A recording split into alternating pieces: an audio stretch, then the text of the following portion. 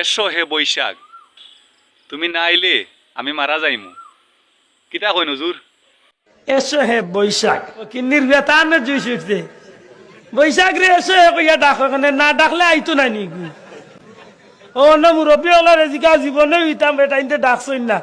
এর বাদেও বৈশাখ আইছে